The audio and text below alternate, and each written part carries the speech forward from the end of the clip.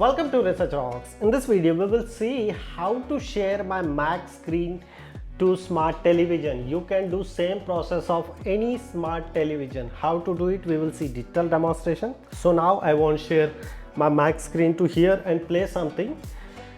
So here is my Mac. Just simply open Chrome and click here three dots and look at this here, save and share, and then cast.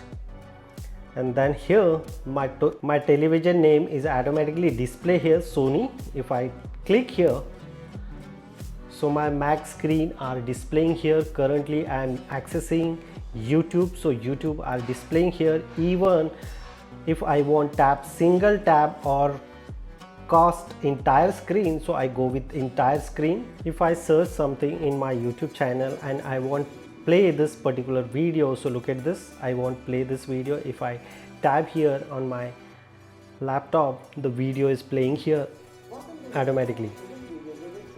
And one of the important points, the video here is automatically pause specific and play here, and continuously if you want move forward the video, so you can do this process on your laptop and video is automatically move forward. You can play here accordingly what you want play in this particular screen. Accordingly you can access and enjoy this feature.